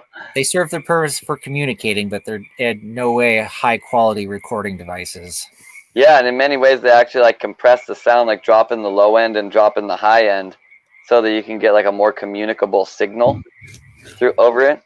So some phones do that internally. Sometimes it's just a codec of what you're like interfacing over, but that is like, well, with chanting, like I use chanting a bunch in like whatever I guess called my healing work, right? But like I can't use it with like telephone clients, because on any type of phone service, if with your voice, if you hit perfect frequencies with your voice and it has like that rattle in it, on almost every platform, it makes the phone go like as soon as you hit the tone right, the phone just like deads out. It's super weird. So you can only do it wrong. Otherwise, they can't hear it. Yep. Well, everybody's super psyched on playing your flute. So anytime you want to share your flute music here, you know, you feel free to drop by, because they'd love to hear it. Will do. I enjoy playing. So you work. What do you do for work? I am a CNC machinist. Cool. So like, what kind of stuff do you generally make with that? Well, the company I work for makes robots that make airplanes.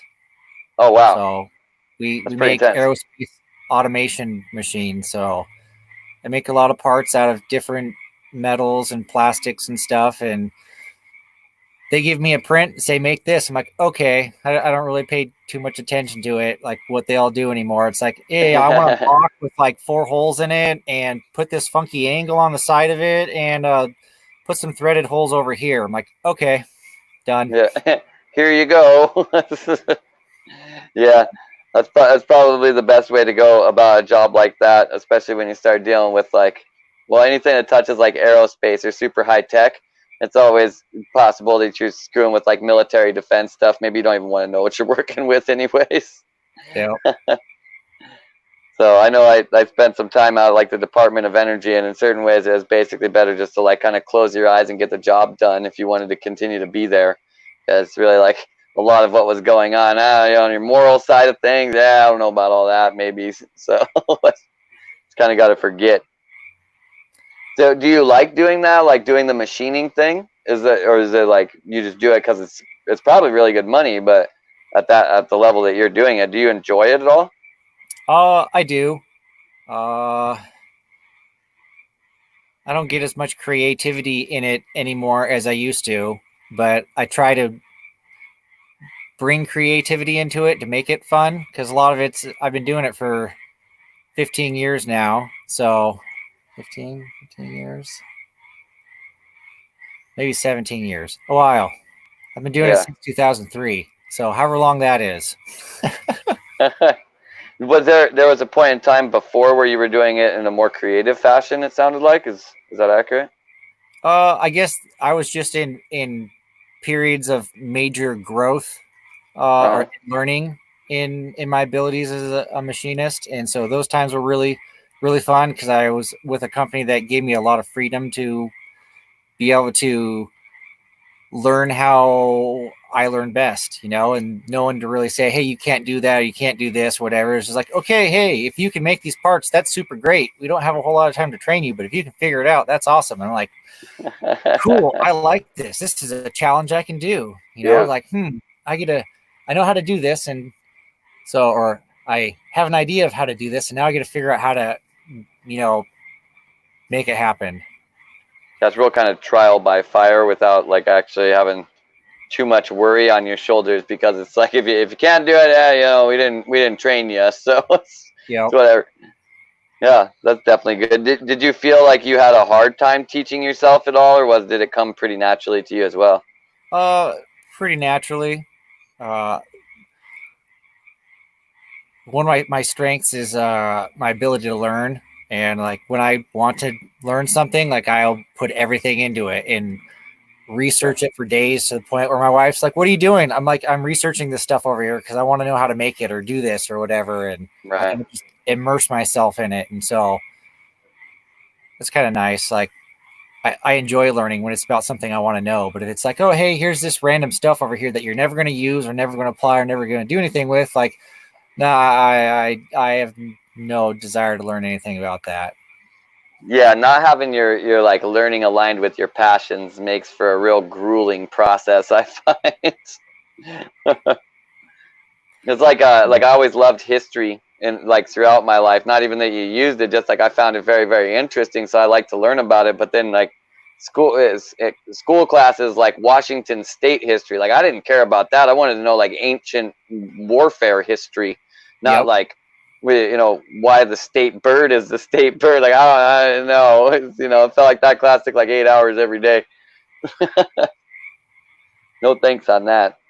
I think the whole reason why I've even learned as much as I have in my life is just because the internet's been there, and it's allowed me to just like kind of jump from passion to passion and be like, well, I'm going to research this all the time. Well, I'm going to research this all the time. But if that hadn't been there, I don't know. I'd probably know how to do like 2 things, and I wouldn't be very good at them.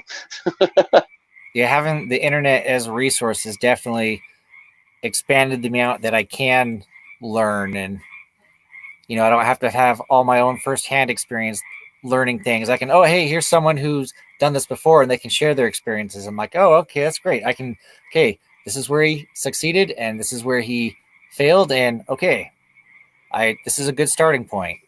So, and then you can take off from there. And yeah, it's always better to stand on the shoulders of the people who came before you, not so you're not like reinventing any wheels or anything like that.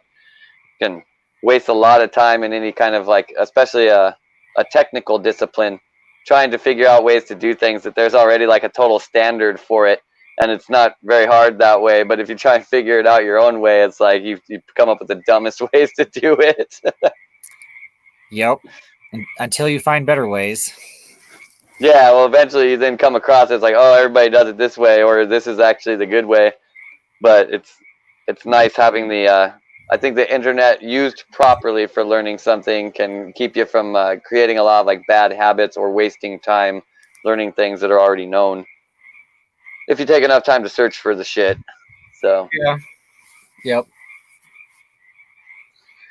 all right. Well, I think I'm actually going to call it in a moment. So it's been very nice talking to you tonight, Jacob. We'd love to get some more of your flute music. Put that on here. You Yeah. never know. Maybe was somebody great will to- listen to it, and you'll be a world famous flautist, and they'll want to pay you lots of money to play flute music for them. All of a sudden, I'd be okay with that.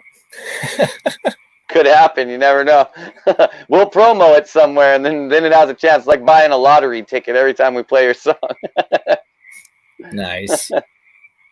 Yeah, well, So, it's nice to get on and talk. Like I've listened to so many shows. I'm like, there's times where I want to jump in and talk, but I'm like, it's not convenient because half the time when I'm listening, I'm at work because I work swing shift. So it's kind of Sure. nice to turn this on and have it like everyone in my ear while I'm working and doing something else. And so it's like, hey, I'm still part of the conversation, although I'm in a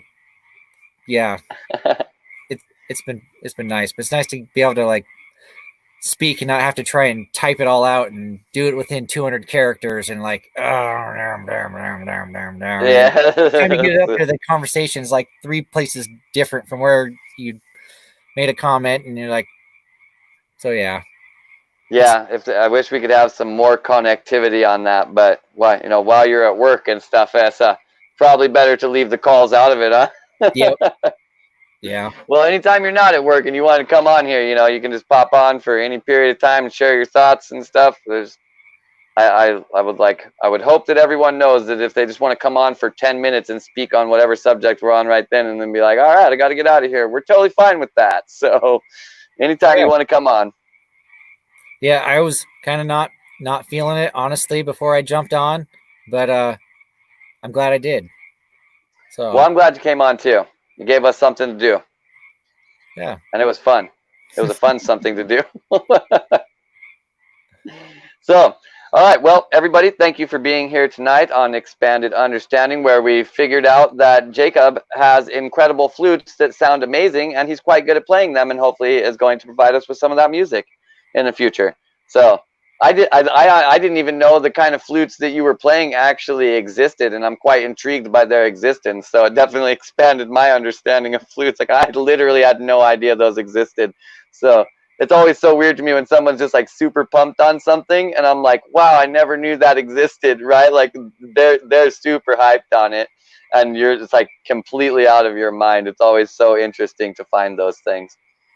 So thanks for bringing that for me. Yeah. You're welcome.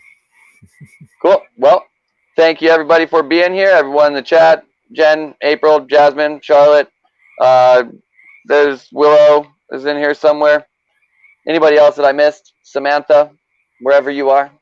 She's off on the other side of the house somewhere. She's probably sitting over by the fire right now, which is where I'll be heading as soon as we finish here. Cool. Well, I hope you guys have a very good fire tonight. Tell Aaron and Kala that we all said hi here, and we hope you have a good night. Yeah, you too. Alrighty.